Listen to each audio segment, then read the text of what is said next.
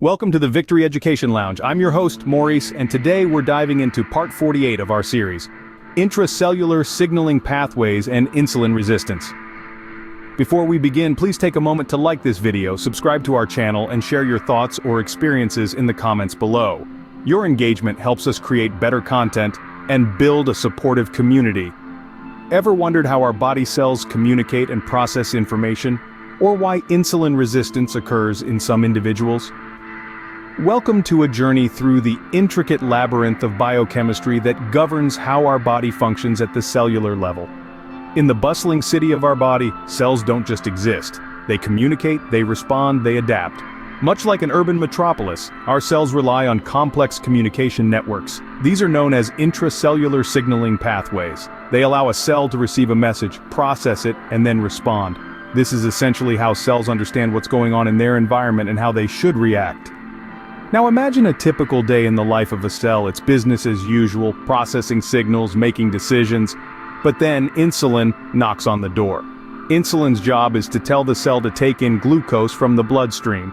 When insulin binds to its receptor on the cell's surface, it sets off a cascade of events inside the cell, like dominoes falling in a line.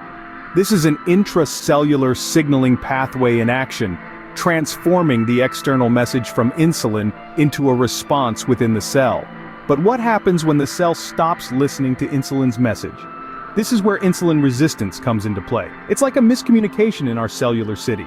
The cell receives the message from insulin but doesn't respond as it should. The result?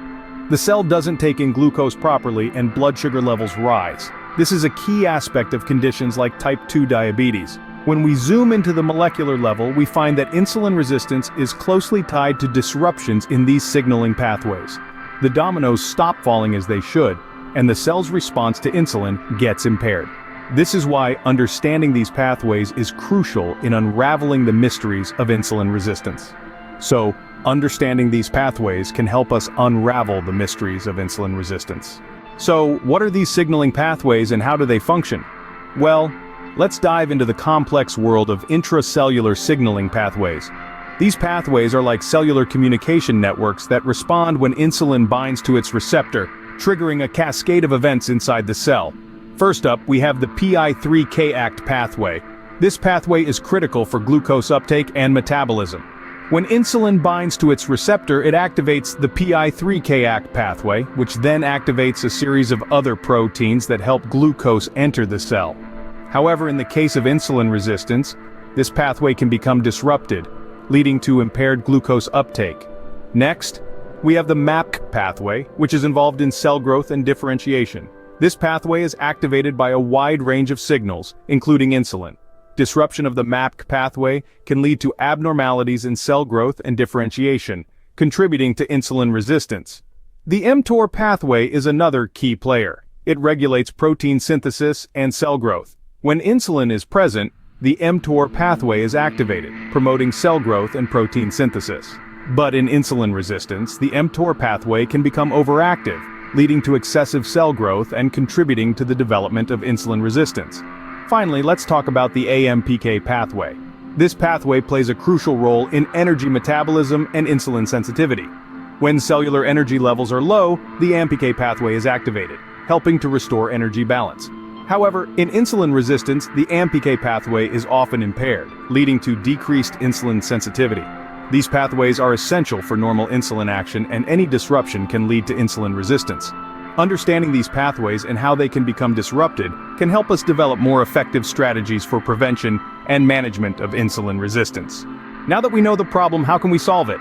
It's time to delve into the strategies for managing and preventing insulin resistance, each with their unique pros and cons.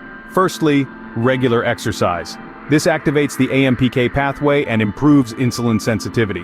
However, it demands consistent effort and carries a potential for injury if not performed correctly. Next, we have calorie restriction. This strategy can activate the AMPK pathway and enhance insulin signaling. On the flip side, it might be challenging to maintain in the long run.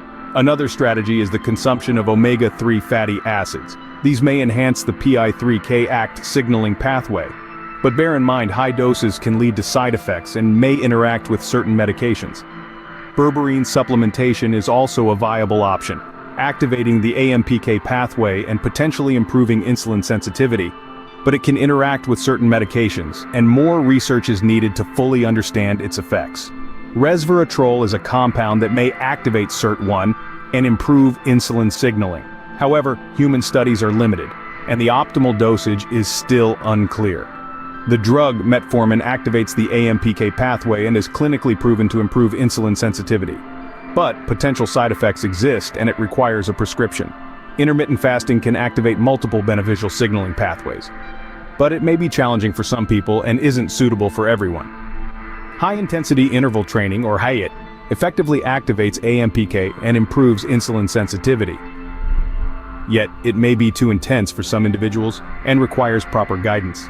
Stress reduction techniques can help regulate cortisol, which interferes with insulin signaling. However, these techniques take time to master and may require professional guidance. Lastly, adequate sleep supports overall metabolic health and signaling pathway function. However, achieving this might be difficult for some due to work or lifestyle factors.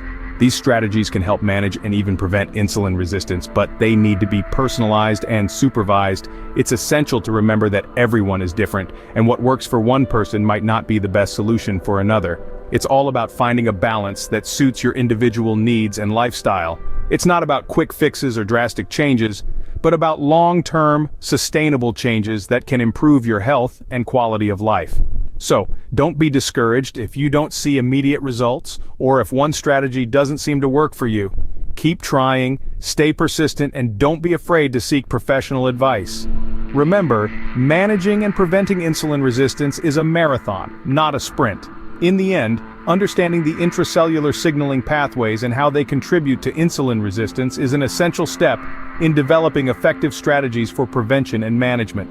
This knowledge gives us the power to make informed decisions about our health and take proactive steps towards a healthier future. These strategies can help manage and even prevent insulin resistance, but they need to be personalized and supervised. Sounds great in theory, but does it work in real life? Let's see how these strategies have played out in the lives of real people. First, meet Sarah, a 35-year-old woman who decided to take control of her health. She started a regular exercise routine, combining cardio and strength training. After just 2 months, her fasting insulin levels decreased significantly. This change indicated improved function of her insulin signaling pathways, showing the positive impact of regular exercise on insulin sensitivity. Next, we have Mike, a 50-year-old man who, under medical supervision, adopted a calorie-restricted diet. It was a challenge, but Mike stuck with it. The results? He experienced noticeable weight loss and his markers of insulin sensitivity improved. This example highlights the potential of calorie restriction in enhancing insulin signaling.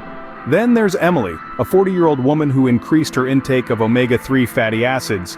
She added more fish to her diet and started taking omega-3 supplements.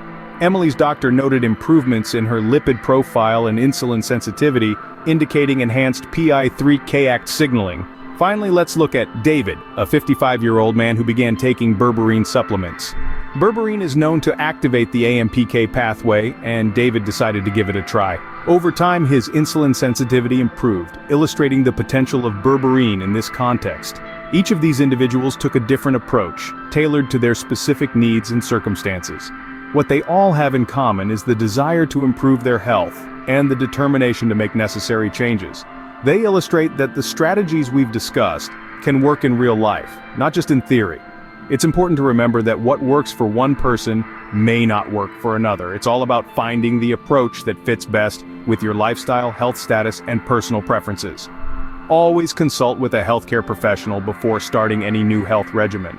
As we can see, these strategies can be effective when tailored to individual needs and circumstances.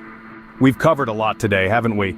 We navigated the intricate labyrinth of intracellular signaling pathways and their crucial role in insulin resistance. We learned how the PI3K-ACT, MAPK, mTOR, and AMPK pathways, among others, act like cellular communication networks, and how their disruption can lead to impaired glucose uptake and metabolism. We also delved into various strategies for managing and preventing insulin resistance.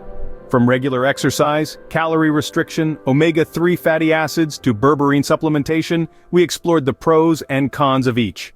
Moreover, we looked at real-life examples that brought these strategies to life, showing how they can improve insulin sensitivity and overall metabolic health. But our journey doesn't end here. We invite you to continue exploring with us, to question, discuss, and share your experiences. Every comment, every question, every shared experience enriches our understanding and shapes our journey. Before we wrap up, I want to emphasize that the information in this video is for educational and entertainment purposes only. Any health-related decision should be discussed with a licensed physician. Your health journey is unique, and professional guidance is crucial. Thank you for joining us in the Victory Education Lounge. Remember to like this video, subscribe to our channel, and share your thoughts or experiences in the comments below. Together, we can work towards better understanding and managing insulin resistance at the cellular level. This is Maurice, wishing you health and vitality.